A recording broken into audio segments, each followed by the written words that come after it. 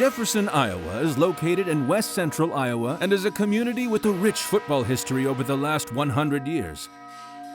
In 1988, the towns of Jefferson, Scranton, Paton, and Churdan consolidated their football programs. Through the years, the county has had world-class athletes that went on to collegiate and professional success, including All-Pro defensive end Bryce Popp and track star Brent McLagan.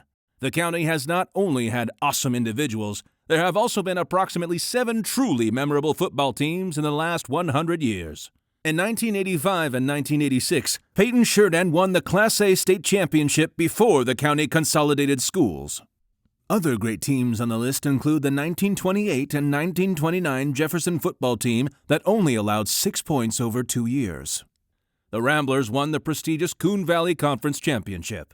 Reviewing the records from the Jefferson team since 1948, we see that the 1952 team went 9-0 and was the only team in the entire nation that was unscored upon. That team was led by running back Gordon Mickelrath and coached by Frank Lendeska, who is the namesake for Lendeska Football Field to this very day. In 1959, Jefferson fielded another Stinger team, going 9-0 and winning the Midwest Conference Championship.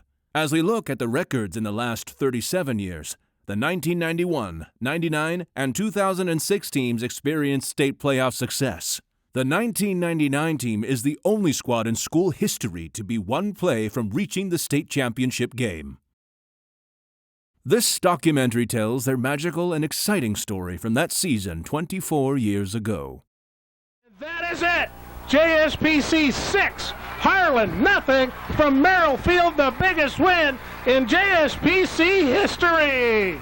The celebration is on. The Rams are going to the Dome. It seems funny to say the 1999 team was one of the greats in county history because they started the year with only 1 win against 3 losses before they went on an improbable run of success under head coach Bill Kibbe. Cowboy. Going into 1999, the Rams were coming off a dismal 1998 campaign where they finished 6th out of 8 teams with a record of just 2 wins and 7 losses. The odds for a memorable season seemed very low. On the opening kickoff of the season, Creston failed to field the return and JSPC recovered, setting up a quick 20-yard touchdown drive capped by a Matt Fye touchdown run. Things were looking up. It would be the last touchdown they would score for 8 consecutive quarters. It was not looking good. In week 2, JSPC played an equally awful offensive team, hosting the Carroll Kemper Knights. Through 4 quarters, both teams scored 0 points and headed to overtime, where both teams went 3 and out and also missed both of their field goal attempts.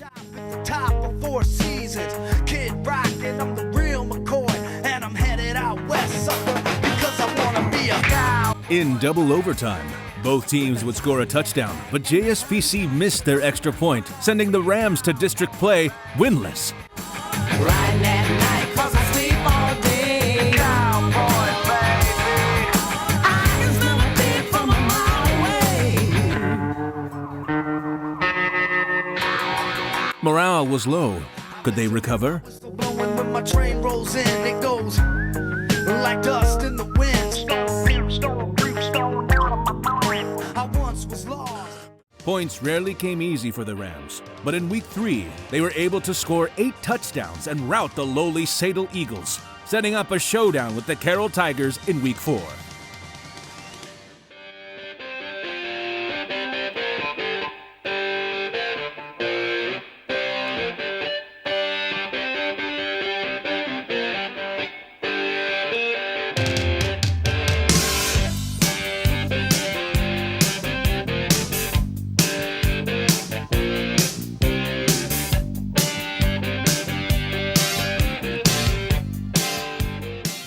Carroll was coming off the district title in 1998 and had a reputation for being cocky about their talents. The Week 4 game was characterized by a 14-14 tie going into the 4th quarter. You do it, money for nothing and your chicks for free.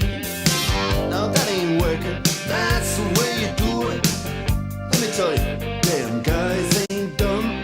Maybe get a blister on your little finger.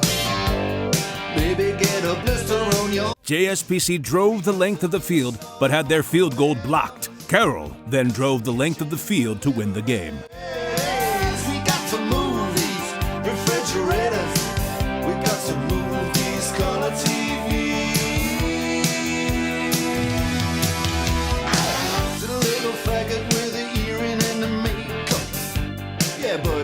that's his own hair. The little faggot got his own jet airplane. The little faggot, he's a millionaire. We got to install microwave oven, custom kitchen deliveries. We got to move these refrigerators. We got to move these color TVs.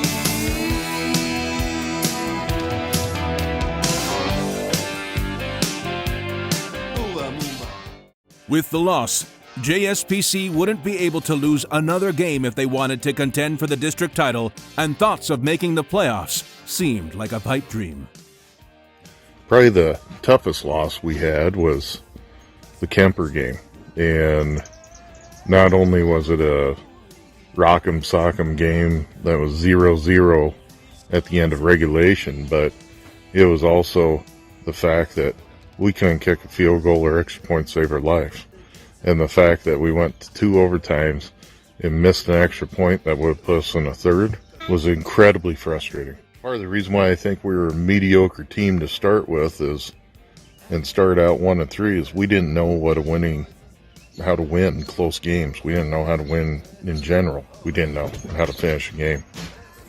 And it was all a bunch of close losses and mental mistakes and understanding how do you take and get that final win, that final play that takes you over the top. Bill, what will we look for from ADM? Well, ADM has a very good football team. They've got an outstanding quarterback. I think he's probably the best in the district. He can scramble. He's always going to roll one way or the other, and if he doesn't find anybody open, he's going to be scrambling. So he looks like he's got very good quickness, and he's going to be very hard to contain. He's got the top receiver in the conference, and Chapman.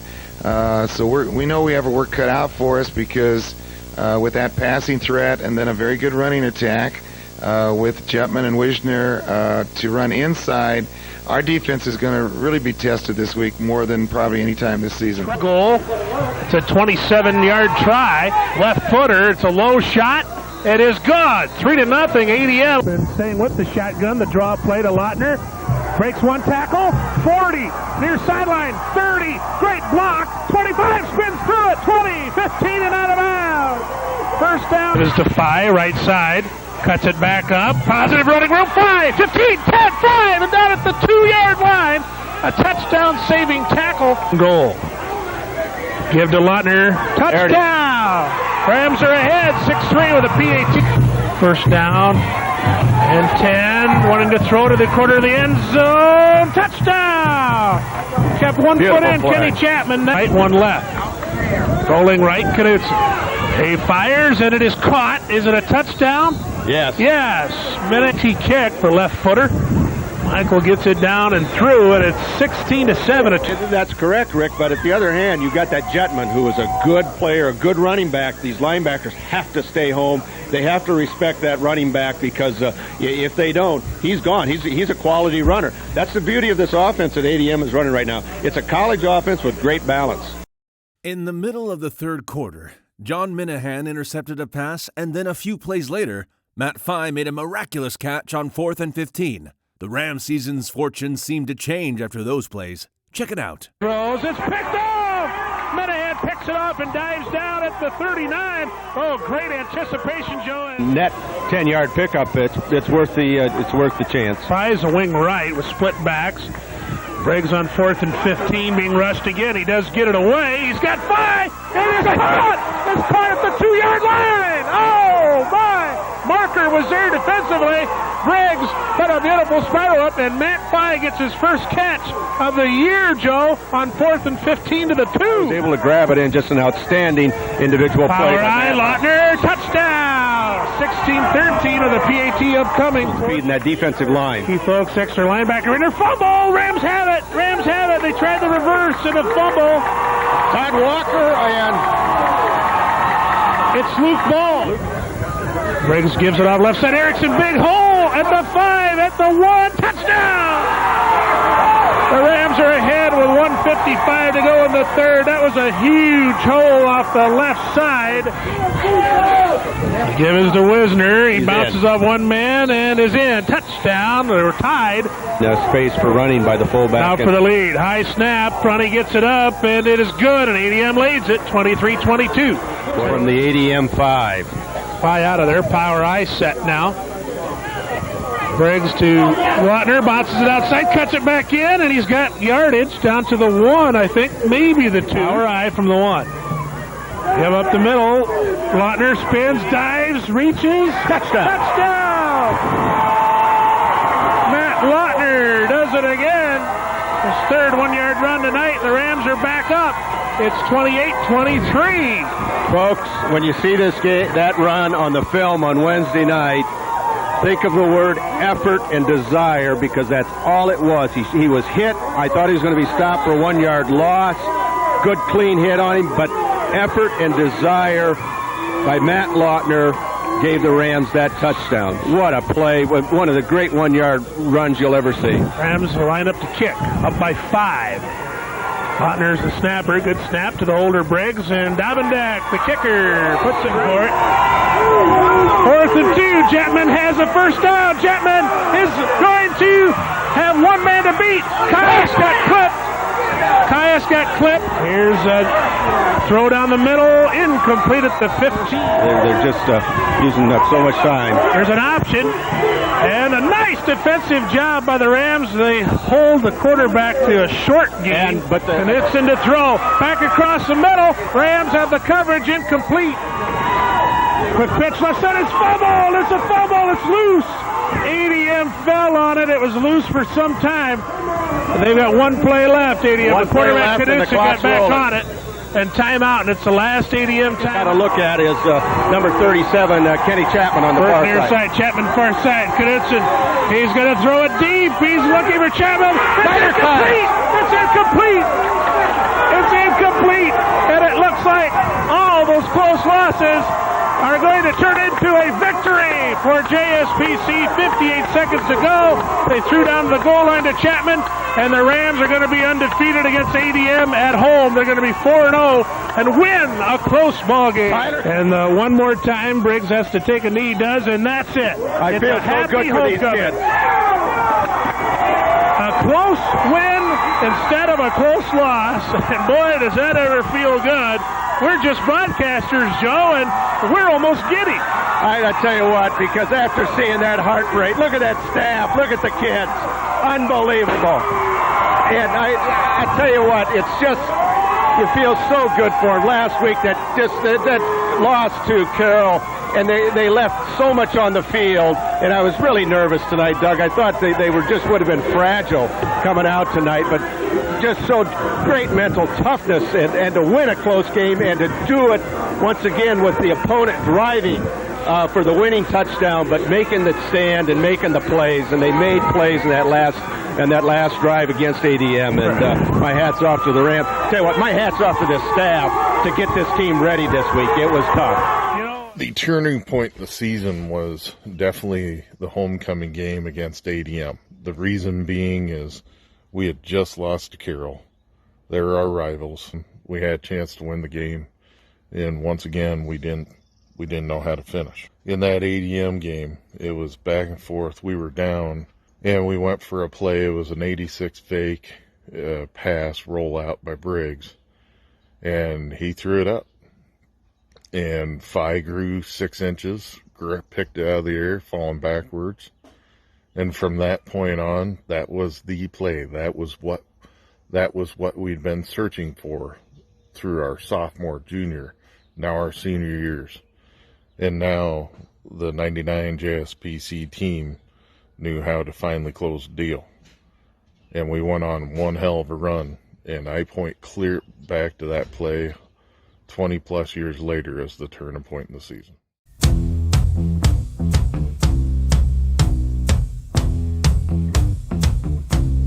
The Rams found their swagger after the homecoming game and were not afraid to show it. The Perry game in Week 6 was the chance for the Rams to recapture the Cowbell Rivalry Trophy after the Rams had given it away for the first time in 15 years in 1998. The Rams came to play and blew out the Blue Jays 35-14, setting up a Week 6 matchup against the Boone Toreadors, who were ranked number 4 in the state.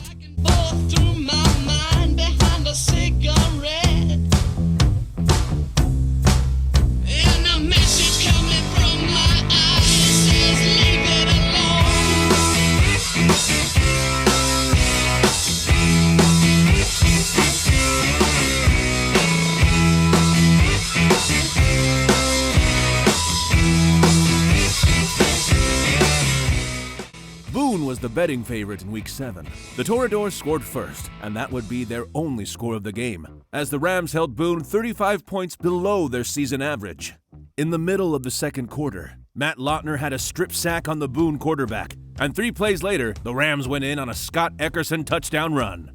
Then, starting the second half into the wind, the Rams drove the length of the field, and QB Dustin Briggs went across the goal line to put the Rams up 14-7. Ball game. Line of scrimmage regular, and Briggs is going to hand it off. 5 moves it up the field. Has a first down, and the Rams have the game won. That is the ball game, folks. 5 got the first down, and the Rams win. It's at the 19-yard line, a 10-yard gain, Matt Fye, and the upset has happened. For the third time this decade, a JSPC team has knocked off a top 10 rated team from Boone. Twice of those wins in Boone, Joe.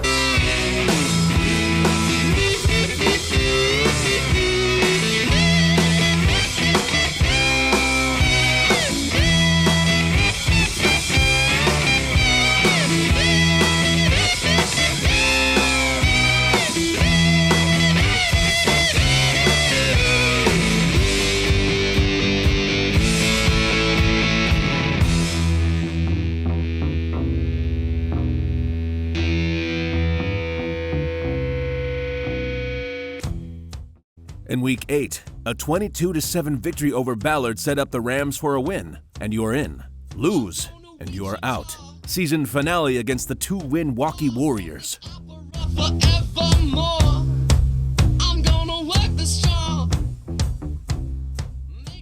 Although all they needed to do was beat a 2-win team, JSPC started the fourth quarter down 11-0.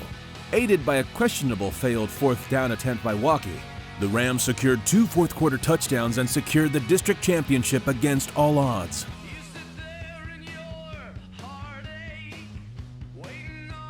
Beautiful boy to save you from your old ways. You play forgiveness, watch it now, here he comes. He doesn't look a thing like Jesus, but he talks like a gentleman, like you imagine when you were young.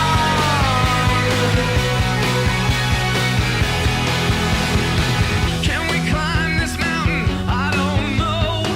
Higher now than ever before. I know we On to the playoffs.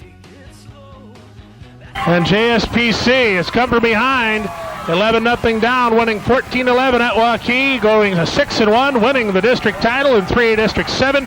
Either Boone or ADM will tie with the Rams, but the Rams have beaten both of them, and it's on to the playoffs on Wednesday, November 3rd. It's just a great feeling to know that Jefferson made the playoffs. After the start they had this year, people were kind of counting the Rams out. close your eyes and see the place where you used to live when you were young.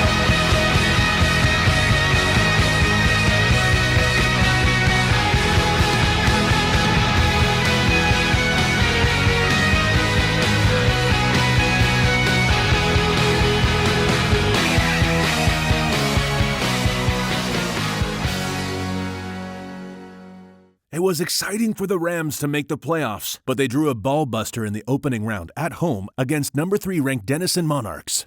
They had a collegiate-level quarterback in Eric Wiebers, and the one-loss Monarchs were averaging 43 points per game. Could the Rams keep up?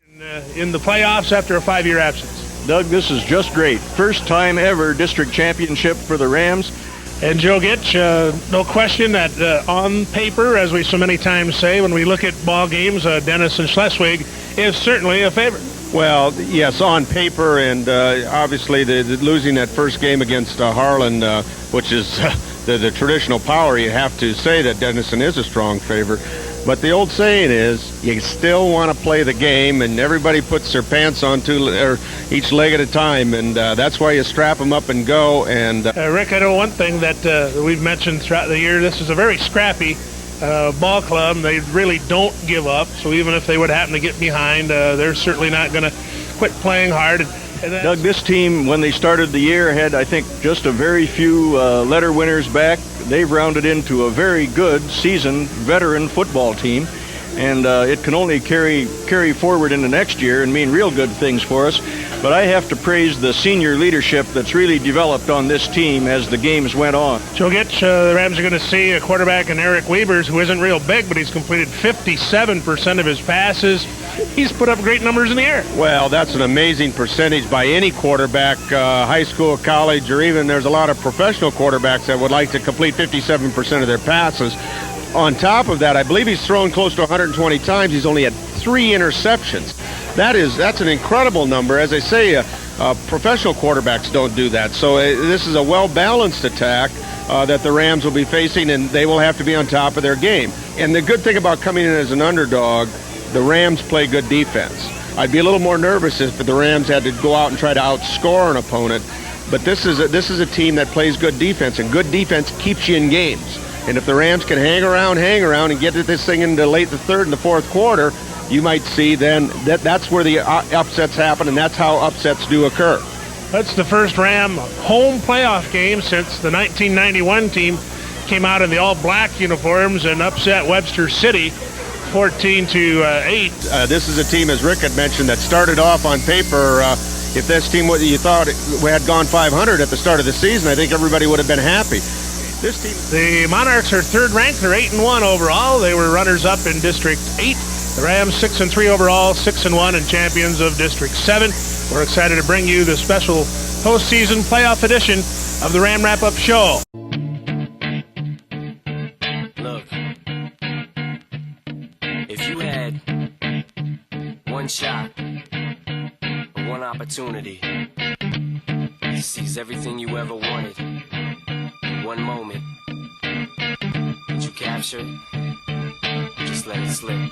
Yo, his palms are sweaty, knees weak, arms are heavy, there's vomit. The Rams found out early in the first quarter that Denison's passing game was for real and went down 7-0. Could they return the punch? The throw is complete. First down, and Lichtai is loose. 3 Rams don't get him. Lichtai at the 30, the 20. Minahan has a shot, gets him out of bounds around the 10. They give the keep inside the 10 to the 5, and diving. Is it a touchdown? No signal. The official falls down. Touchdown for the Monarchs. A keeper for Eric Weavers. 5:58 to go in quarter number 1. Special teams coach Tom Power's squad returned the punch on the very next play with the Rams' crisscross return. John Minahan ran the reverse fake and went down the sideline, showing off his Tim Dwight-level speed. Ball taken at the 15-yard line, dropped by 5, picked up. The Rams, Minahan has it. He fakes a handoff, comes out to the 20. Minahan 30, one man to beat. That's Lichtai. 40, cuts it back. 35, 30, 25, 20, 15, pitch it, touchdown!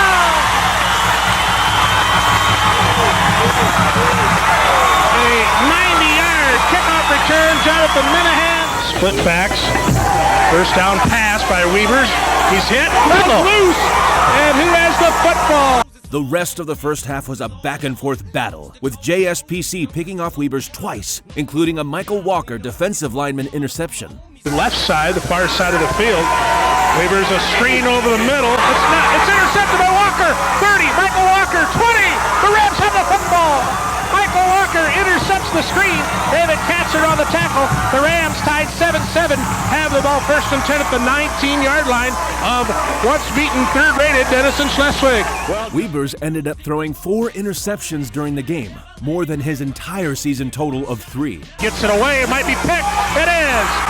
By Caius back at the 10, 15, slips down at the 17-yard line. Shortly before halftime, the Rams mounted a scoring drive to put them up 14-7. All the players and fans now knew this was going to be a dogfight till the very end. The throw again. Feeling the heat, gets by one man, throws in the run. Kinney caught it at the 10, out of bounds at the 9-yard line. Reeve Kinney. Another catch. Heron Drew Perrin on the stop. Split formation. Rams give it to Lautner. Cuts it back. Lautner 5. Lautner touchdown. He wasn't even touched. 1 minute to go in the half. And the underdog Rams have the lead over the heavy favored third-ranked Denison Schleswig team. 13-7 PAT upcoming. And JSPC, the big underdog, as we talked in the pregame, with a 14-7 halftime lead over third-ranked Denison Schleswig. And Rick, what about that? Doug, these guys are pumped on the sideline. And I'll tell you, if you don't enjoy this game, you don't enjoy football. From a number standpoint, the Monarchs have it all over the Rams, and that's exactly what happened the first half. The numbers aren't even close, are they? No, not even close. We have the Rams for 108 yards total offense, 14 points on the board. You figure that's what they're supposed to do. Denison, 243 yards total offense in the first half, 212 of it passing. The big statistic is the Ram defense was able to shut down this Denison rushing attack, almost 2,500 yards through the first 9 games, 31 yards in the first half. That's just an amazing statistic. The Ram defense has taken Denison out of their offense so far. Denison has had the throw ball. Give Denison credit. This passing attack, this Weavers, this kid can play quarterback. This kid's an outstanding quarterback, and he's got receivers. He's dangerous. But I tell you what, I like the way the Rams have him off balance. And all we said, the Rams can stay close, get into the second half. Anything can happen. Again, just scrappy, Rick. Doug, I have not seen the Rams have better line play in all the years that I've watched Ram football. They're stopping those big running backs right at the line, and the offensive line is giving Dustin enough time to do what he needs to do. It's just superb line play. In the middle of the third quarter, Zach Fox made one of the greatest defensive plays in the 100-year history of Greene County athletics when he intercepted Weavers and returned it to the house. Who would have thunk it? Here's the throw. It's picked off at the 45 by Fox. He might go. 30, 20, 10, and fire stumbles to the ball. Touchdown! Zach Fox, a 40-yard interception return. An unbelievable run. Joe gets the Rams are up 20-7. My Doug, who would have thunk it? Zach Fox, you probably can't hear us folks on the radio. Zach Fox had good under coverage. Reavers underthrew the ball. Zach Fox picked it up, ran down the sideline, was hit at the 10, was running out of gas. 2 guys hit him head on at the 5, and it was like a bull. He bull rushed them both into the end zone for the touchdown. 45 yards, Dalvindeck's kick, good! Rams 21, third-ranked Denison Schleswig 7, 7:38 to play in the third. It's incredible here at Landusca Field. Later in the third quarter, Scott Erickson made a huge play when he stuffed Denison's runner on 4th and short to end a scoring threat. The play would end up affecting the game greatly. He's close to 15. I think he's very, very close. Boy, I'll tell you what, if the line has been laid out straight, Doug, I think he's short. But it's going to be awfully, awfully close. Spyglass is down here. He's short. The Rams have held.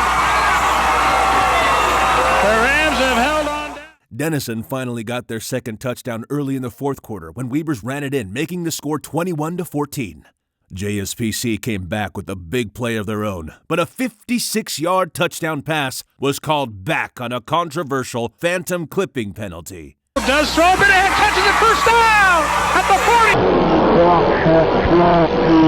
Bit ahead, 30, 20, 10, 5, touchdown! Flag down! Flag, we have a flag! Will it be a 56-yard touchdown play? Apparently not. Clipping on the Ram. With 3 minutes left to go in the game, Denison was moving the ball swiftly down the field and looked poised to score. First down, just using no time at all. Cats are Rams show blitz, and the football's loose. The Rams have the ball. The Rams have the ball. Matt Lautner has it. The Rams have it with 2:43 to go. There's one of those fumbles, Joe. Matt Lautner recovers it, and Denison Schleswig has to hope now that the Rams will turn it over. But the Monarchs went 3 and out and were forced to punt to the Rams' dangerous return man. Aaron Robbins delivered a big stop. Good snap. They're not bringing a rush, and a nice kick by Jamie. Lichtai at his 23, and he's brought down by Aaron Robbins. Aaron Robbins down at the 24-yard line. Great one-on-one tackle by Robbins. The Rams would have to try and hold them out of the end zone one last time with only 90 seconds remaining in the game. 1:20 to go, 2nd and 1. Weavers to throw, far side, complete to Schwinn. Breaks a tackle of Stott. Briggs gets him out of bounds. The first. Rams bring the blitz. Weavers rolling. Being rushed, throws it, complete to catcher. Mitch Murphy has him down. Monarchs have a minute to go. No timeouts left. Again complete and out of bounds. That's Spieser, split backs. Rams show blitz. They can't get to the quarterback. And the ball thrown away. Looking for Spiegel, thrown out of bounds. And we have a flag deep, Doug. I'm sure they're probably going to call pass interference. At the 20 of the Rams, the Monarchs have gone from their 24 in a very short amount of time, in a minute. Still 45 seconds to go. Monarchs need 20 more yards and a PAT to tie it up. Here comes the blitz. Monarchs pick it up. Weavers is hit. Gets away. Throws. Intercepted. And the Rams win. The Rams win. It's Minahan at the 5. He's out to the 30. The Rams win. Jonathan Minahan intercepts a pass. JSPC is going to the second round of the playoffs. They just have to take a knee. The Monarchs can't stop the clock. Doug, Jonathan Minahan played some great center field. Tremendous pressure on Weavers. And just good pressure. Weavers had to force the ball. Minahan came up with the big catch. Rams get in that tight formation. Briggsy will take a knee. That's it. They might have to do it one more time, and they might not. And the Rams have pulled a stunner tonight. One of the biggest wins ever at Landusca Field. JSPC unranked 7-3 now. 21, number 3 ranked Denison Schleswig 14. They'll have to snap it one more time, and then you will hear a home crowd erupt. There it is. The Monarchs season is over at 8-2. The Rams go to the quarterfinals for the second time ever, joining the 1991 team. And it's a Monday night game for the Rams. Last word, Harlan was leading ADM 17-7 after 3. It might be the top-ranked defending champion Cyclones. I don't think the Rams care who it is. They're on to the next round. I just want to absorb this, Doug. It's just a bizarre scene on the field, Doug. The Rams were just such tremendous underdogs in this game. And they did it again. They won this game the way that they have come back earlier in the season. And it's once again, it's a tribute to the heart desire, how badly this team plays, how they lay everything that they have out on the field to hold it together, to win a football game against, on paper, an opponent that just you had to think was vastly superior, but this is a team you don't deny. Again, the Monarchs easily won the battle of the numbers, but the Rams win it on the scoreboard, 21-14. Had one drive for a score. They had a kickoff return for a score, an interception of a pass for a score, picked up 4 passes in all. And the fans are out celebrating. The Rams are 7-3 and they're playoff quarterfinalists in Class 3A. The Mom's spaghetti, he's nervous, but on the surface he looks calm and ready to drop bombs. But he keeps on forgetting what he wrote down. The whole crowd goes so loud, he opens his mouth, but the words won't come out. He's choking how? Everybody's choking now. The clock's run out, time's up, over, plow. Snap back to reality. Oh, there goes gravity. Oh, there goes rabbit. He choke. The Rams were now playing the 8-time state champion and 6-time runner-up at Merrill Field. Undefeated, 2-time state champion and number 1 ranked Harlan Cyclones stood in the way of the Rams' opportunity to go to the Dome for the first time in school history.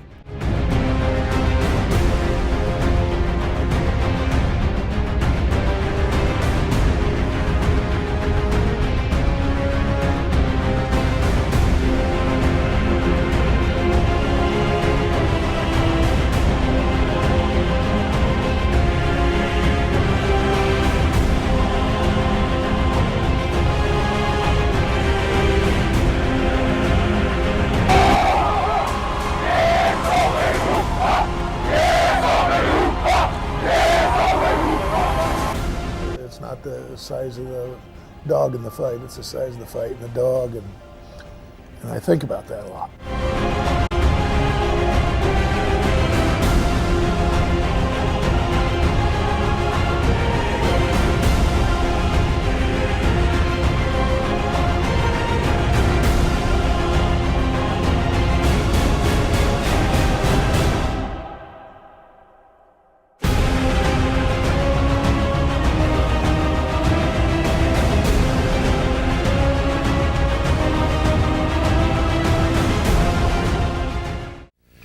Joe, Harlan with a 55-11 playoff record. They're 276-36 since 1972. That's the first year of the playoffs, and Harlan did win a state title back in 72. They've won 8. That's 87% wins for 28 seasons.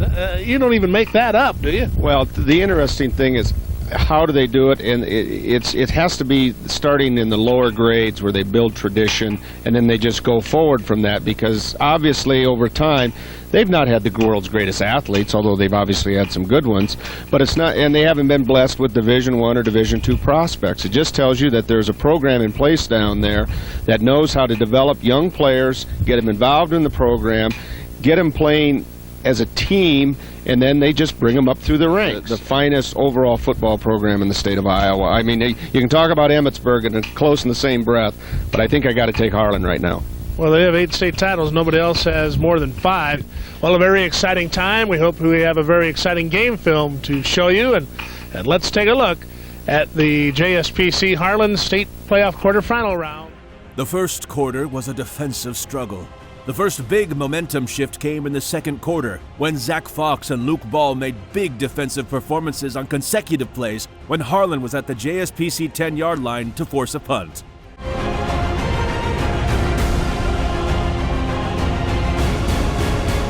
Probably is a throwing situation. They do look to the near side, complete to Linen.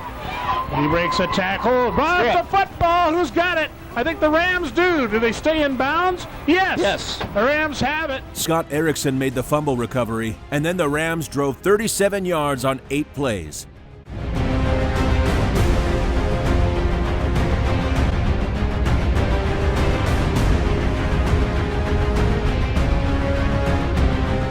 Scott Erickson then went in from 5 yards out to make the score 6-0. The power eye set, new set of downs, first and goal. Give to Erickson up the middle. Erickson to the goal line. Erickson, touchdown! JSPC leads 6-0 with 2:53 to go in quarter number 2. And the home crowd where we're sitting from Harlan pretty stunned as the underdog Rams have the lead, Joe. Well, Doug, here we go again.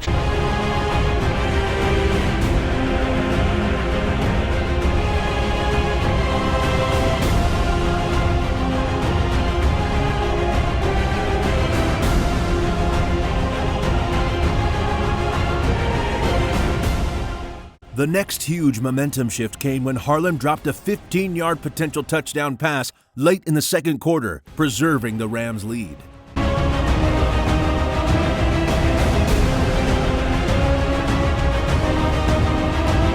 Touchdown! Oh, he dropped the ball. Linen had it at the goal line, Joe. He had the coverage beaten. Linen had it in his hands and dropped it. On the very next play, Michael Walker jumped on a fumble to end the threat.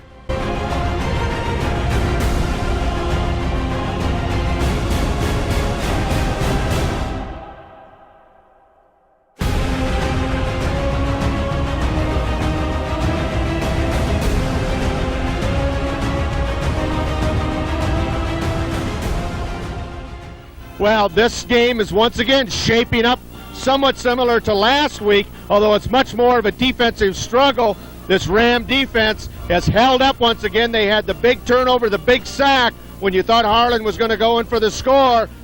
What's shaping up as a typical Ram game that we've seen the last few weeks. All you want is the opportunity. If you're a Ram fan, all you want to be is have the chance to win going into the fourth quarter. Through the first half of the football, the Rams are there. All of the third quarter was played between the 20s. First game footage is from early in the fourth quarter when the Rams had a huge defensive stand from their own 7-yard line. When Zach Fox made a tackle, Scott Schwaller batted a pass, and Harlan threw an incompletion in the end zone on 4th down.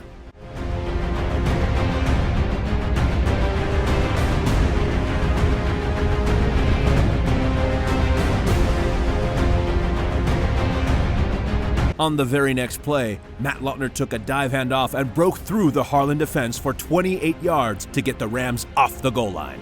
And to go. In the game, fumbled snap. Who's got that football? Still loose. I think Harlan might have it, Doug. Rams haven't turned it over tonight. Harlan lost it twice in the first half, and Harlan has it, a drop snap. On the first play after the fumble recovery, the Harlan running back tiptoed down the sideline and went inside the JSPC 10-yard line, and a personal foul late hit put the Cyclones at the 4-yard line.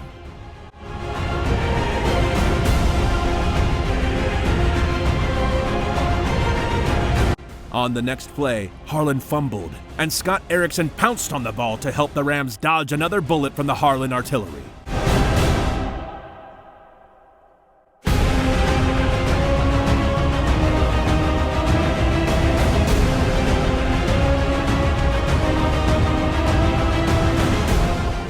A lost fumble for Harlan. Once again, backed up on the goal line, JSPC went 3 and out and were forced to punt with very little margin for error. 6 minutes remained in the game.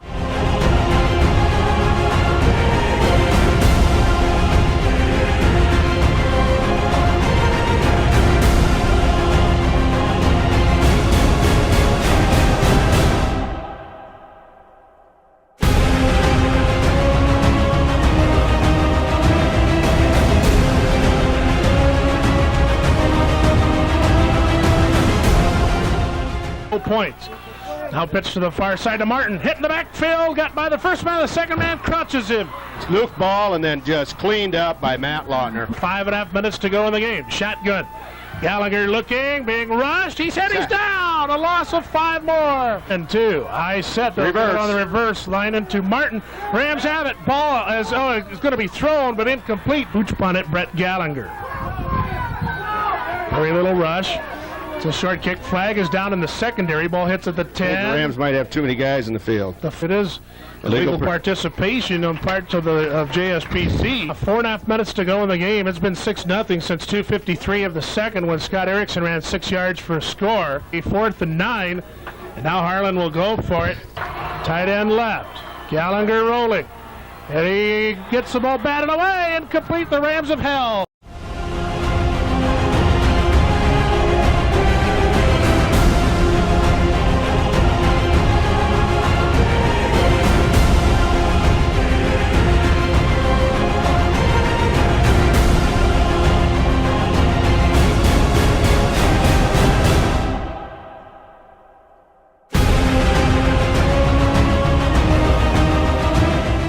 Direct snap, only one back in the backfield. And Gallagher rolls left, big rush by Ball. They've got him, he's down! Big, huge sack.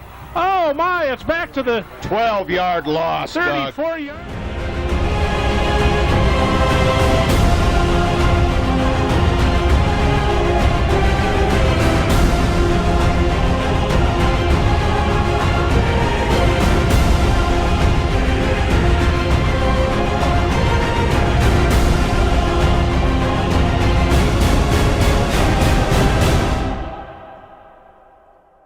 Intercepted! Jonathan Minahan at the 45 of the Rams. The Rams have the football.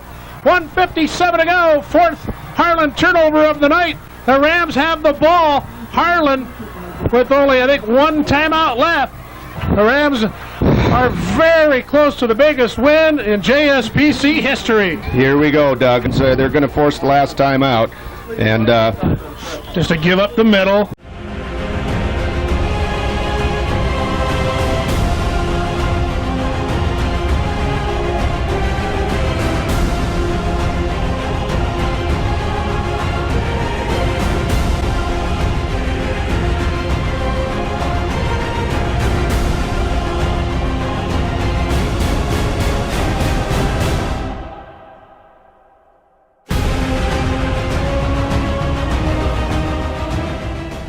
and to do it on their home field in the quarterfinals on a beautiful night, shutting them out.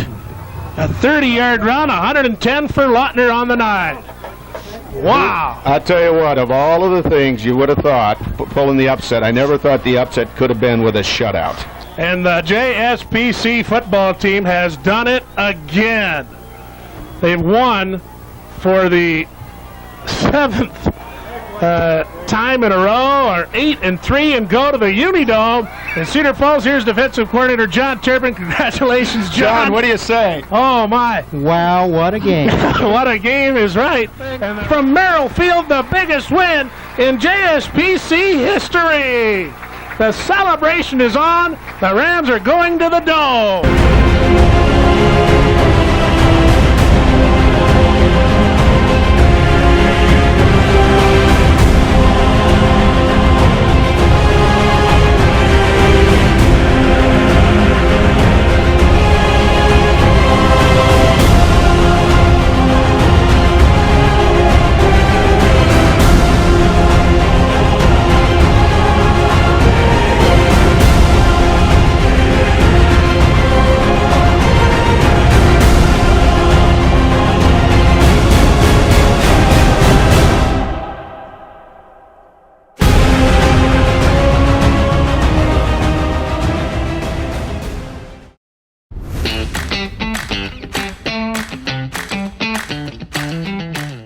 The Rams headed to the Dome for the first time in school history for a state semifinal matchup with Central Lyon of Northwest Iowa. Central Lyon star running back Curtis Eben would go on to be a 3-time All-American in college. The game was a barn burner.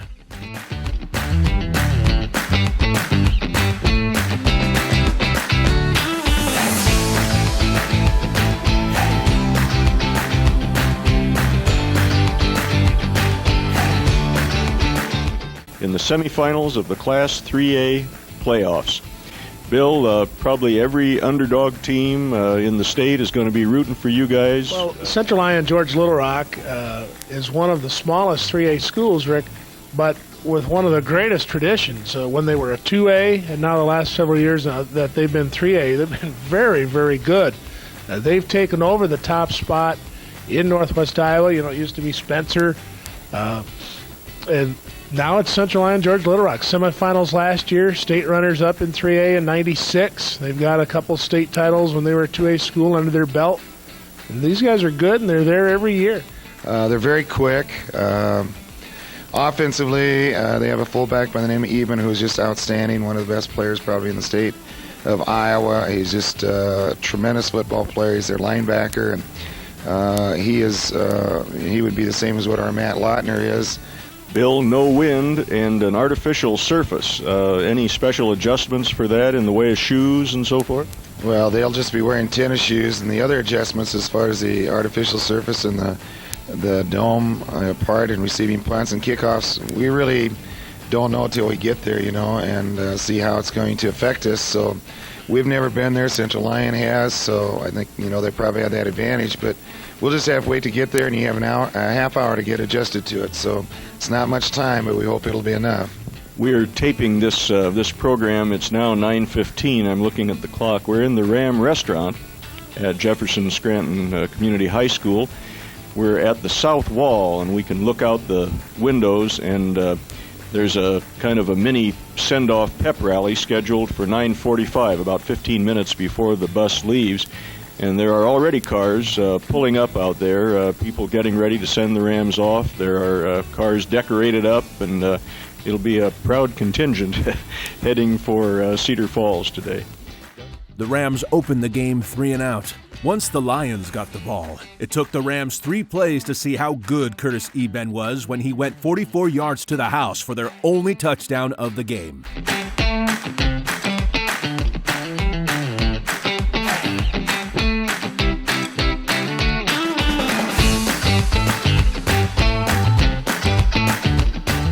Two possessions later, the Rams got their first awful call from the officiating.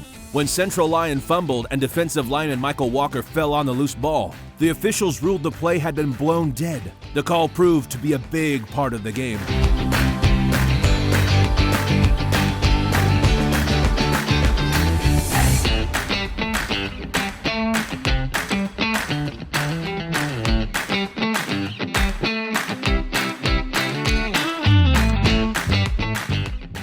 Oh, that was an awfully quick whistle, Doug. Later in the first quarter, Curtis Eben put a fumble on the ground and Zach Fox jumped on it, leading to the Rams scoring a touchdown on the following drive. During the drive, the first quarter ended, and 3 plays later, the Rams went in for a touchdown on a hard run by Matt Fye. On the extra point, Dustin Briggs bobbled a high snap and rolled to the left and connected on a miraculous 2-point conversion to the kicker, Jamie Dobendick, putting the Rams up 8-7.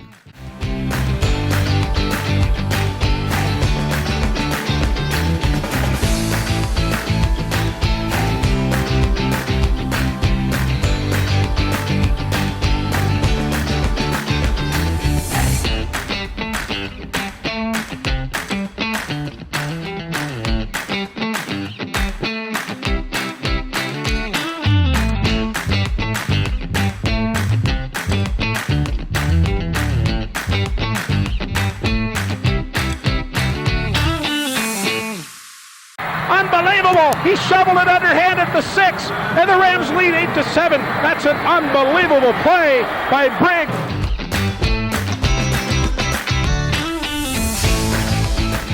Central Lions punter proved to be one of their best defensive players throughout the game. Late in the second quarter, he pinned JSPC deep in their own territory. Then the fumble bug bit the Rams. 1 of 4 costly fumbles on the day.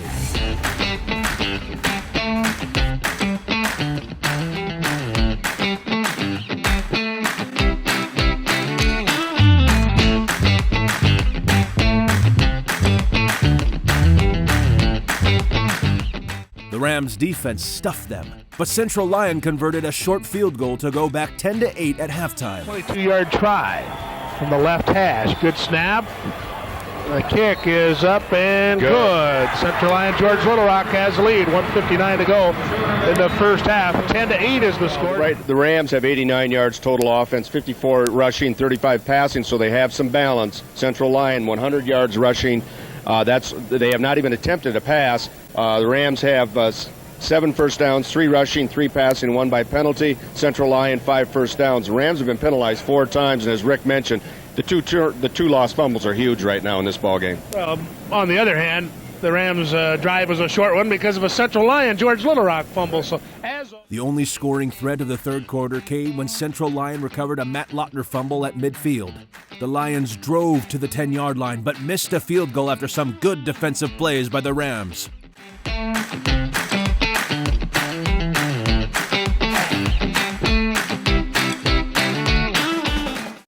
In the first drive of the fourth quarter, Dustin Briggs got the Rams to the 20-yard line, but the drive stalled.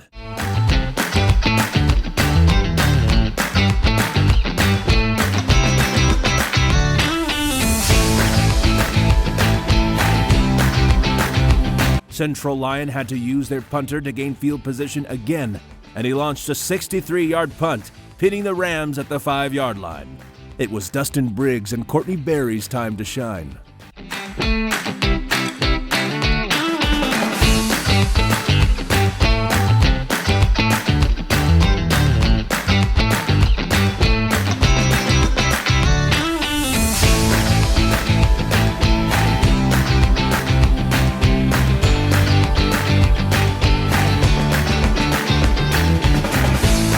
Courtney Berry. Lamons gets him out of bounds. First down from the 5. Joe Gitz and the Rams go all the way to the Lions 34. That's a 59-yard pass play. I'm going to make it 60 yards just for a nice round number. Good coverage. What a throw by Dustin Briggs, and what a catch by Courtney Berry. That's the kind of stuff that you see in the NFL. 2 plays later, what looked like the big play the Rams needed ended in disaster when Reed Kenny was stripped by Curtis Eben as he approached the goal line.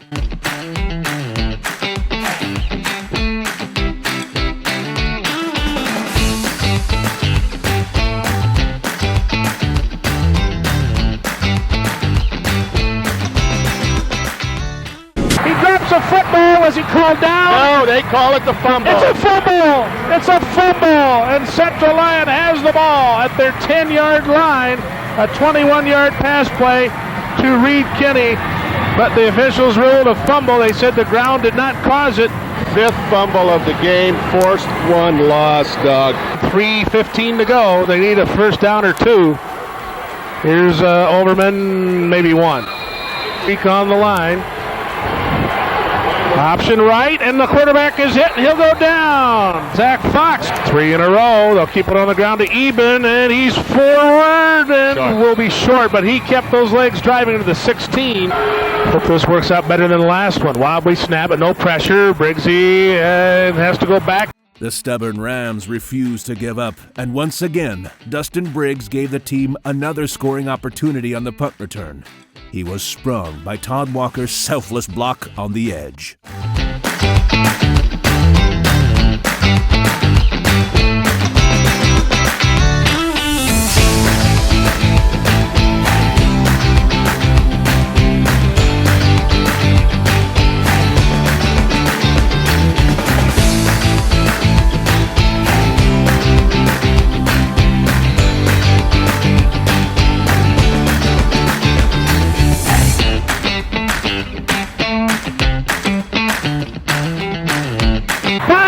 Line, 27 they'll call it.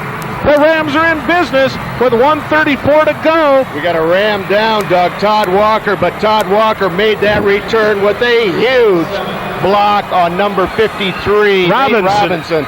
And Todd Walker rang his own bell that time. He may not see the end of this game, but I'll tell you what, if the Rams could score in the next minute and a half, you better talk to Todd Walker and talk about that block that he laid. Rams are 27 yards away from the end zone. Again, to have a reasonable chance at a field goal, they need to get to around the 10.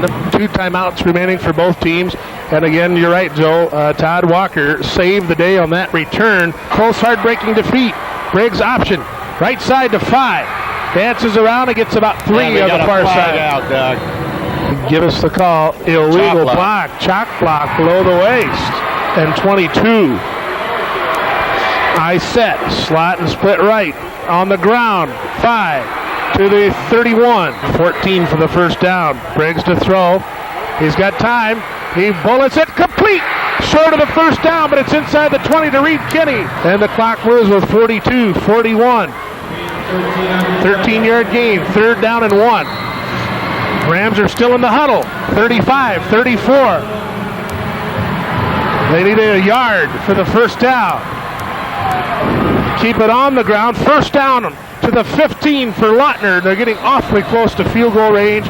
The clock will stop here after the 3-yard gain so the chains can be moved. 23 seconds, Doug. Ugh. Just when you think it can't get any more tense. Rams have 2 timeouts left. Rams spend a timeout here to set up, plan their strategies. Timeout on the field. Rams down by 2. We're coming back. Right down to the nubbins after this from the Real Country Championship Club. First down and 10, JSPC at the Lions' 15-yard line. The Rams are down 10-8. This will be a long field goal try for the sophomore Jamie Davendeck, who has, I think he's 0 for 3 this year on field goal attempts. Rams do have 1 timeout left. They come out of the eye. Minahan wide right. Kinney tight end left. Robbins wing left.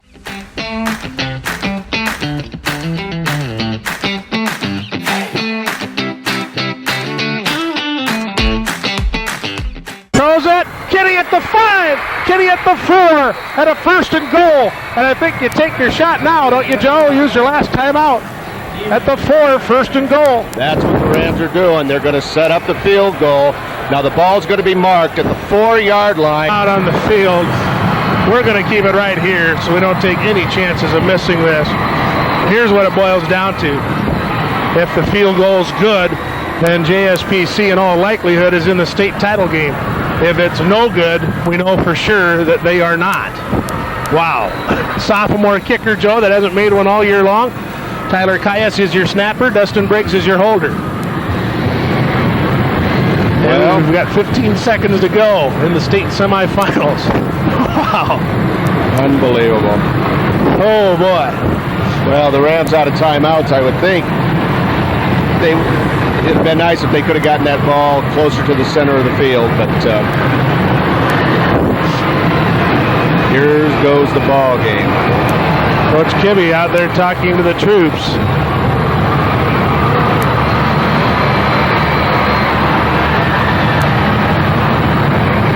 Down by 2. Rams They're going to go for a play from the scrimmage.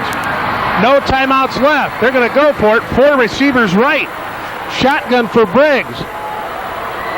He's being pressured. He gets it away. It's out of bounds. He'll have another shot. He just got away before Meester dumped him at the 10. Boy, that was... Because if the Rams get sacked, they won't have enough time. Now will the field goal unit come in? I saw Jamie Dobendek trotting on the field. Here comes a field goal attempt. 10 seconds left. That was a real gamble. Oh, boy. So here we go. 21-yard field goal try. Dobendek to win it, to put the Rams into the finals.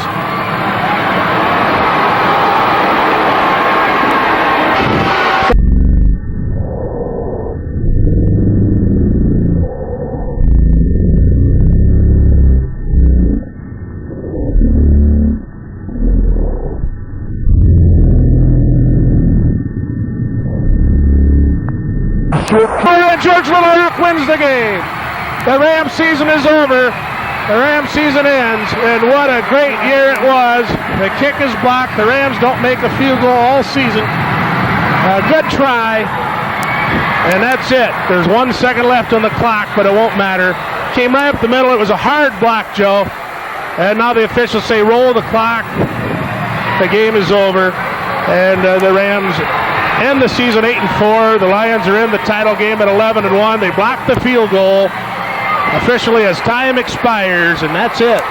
Joe, it's going to be one that people are going to look at and have an awful lot of fond memories of this football season. Yeah, a lot of memories.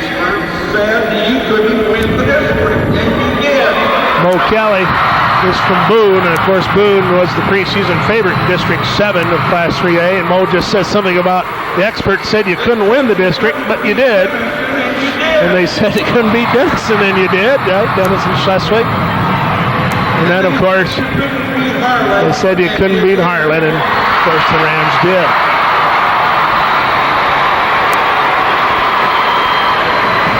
You've been an exciting team, and if you come forward now, we'd like to present you with a semifinal round trophy and medals for all of your... The Rams come forward now and get medals and a semifinal round trophy.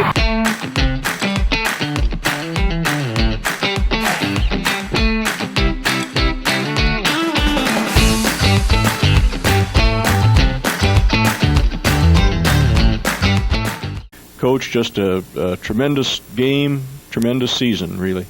Well, yes, and I think back when the season started, I said there's going to be a lot of close ball games, and they're going to be decided in the fourth quarter, and almost everyone except for 2 of them were decided in the fourth quarter. They could have gone either way. You could have won them all. You could have lost them all.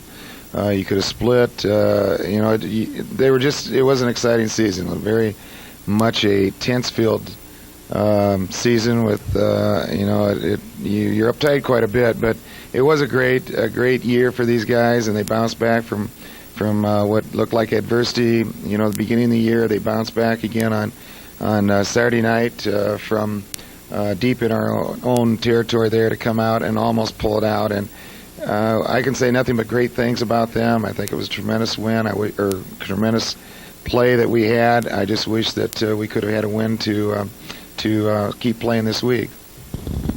When you get into the state playoffs, 16 teams in each class, and 15 of them are going to go home with their last game being a loss.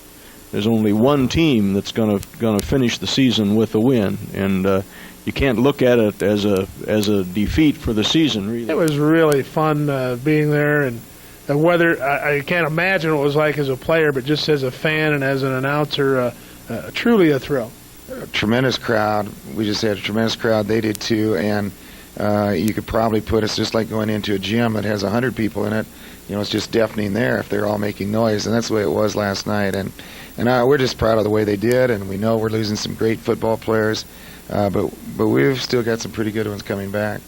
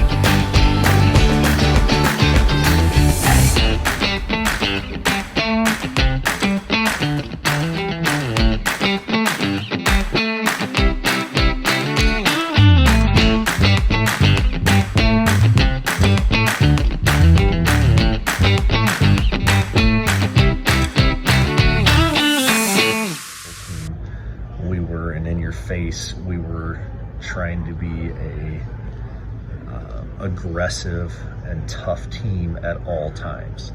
And even through the bad times when we struggled at the beginning of the season, we were still right there. We just didn't know how to win football games. And we learned as a team, we fought as a team, we took criticism, and ultimately that's what made us tougher and tougher each week. And that's what gave us quite a bit of the swagger and the belief in the locker room that not only we could win, but we were going to win. To this day, there's no doubt in my mind that if we had to play those out, we would win each of those games, and we would probably win the Central Lyon game this time. It was guys working together and banding together to be a team and to fight no matter what. The Harlan game was an absolute fist fight on the line of scrimmage. Both sides of the ball, we had our work cut out for us. We had controlled line of scrimmage against Denison and really dominated it, and that was not the case with the Harlan game. Walker was still dealing with an ankle that had been probably 3 to 4 weeks at that point, but it was far worse than anybody really wanted to believe or really understood. We had a good rotation between Mike and Harrington and myself on both sides of the ball, but it was a tough game. They were strong. We fought. That was probably, I think, possibly the biggest challenge from the line, controlling the line of scrimmage and dealing with the line of scrimmage that we had that entire year. The Harlan game was quite a bit different. Had a much more community excitement, community energy around the game that just is hard to describe and hard to even really think back about. It was really one of the most exciting games that you could have potentially had in our situation. For the first time, I think the community really truly believed in our ability. As a team, we had a different swagger. I think we really picked up our swagger at the Boone game and beating the Toreadors, which were rated 4th at the time, and then coming off the Denison game, they were a good football team, and we showed that we were really a pretty darn good football team as well. Going into that Harlan game, I think the community honestly started to believe in us. They were excited, but they finally started to truthfully believe in us. And as a team, we had a lot of swagger. We had a lot of great leaders within the locker room. The coaching staff was second to none from a leadership standpoint, but this is a team that it took the first 5 games of the year to truthfully learn how to win a football game and figure out how to play at the end of the day as a team. Guys like Matt Lautner had something to say on every single play, whether it was every single play in practice, whether it was every single play in the game. Lautner, Walker, Erickson, I had my things to say. Mortensen in the huddle. We had some quiet guys, but we had a lot of guys that had a lot to say and weren't afraid to express their leadership, weren't afraid to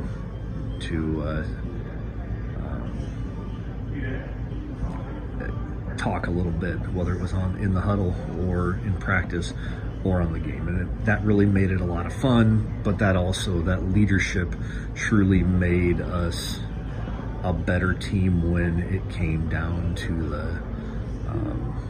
the tough times.